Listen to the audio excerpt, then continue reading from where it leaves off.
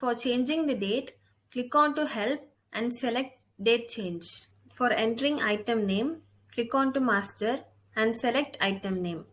Select the required item name and click on to Update option. Item name is saved successfully. For entering item group, click on to Master and select item group. Select the required item group and click Update. For changing item, click on to Master and select Change item. Make required changes and update. For entering supplier, click on to Master and select Supplier. You can edit the supplier details and click Update.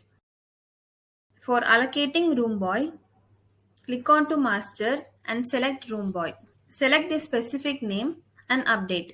For entering payment mode, click on to Master and select Pay Mode. Update information and click Save option. For entering laundry unit, click on to Master and select Unit. Select the unit and update.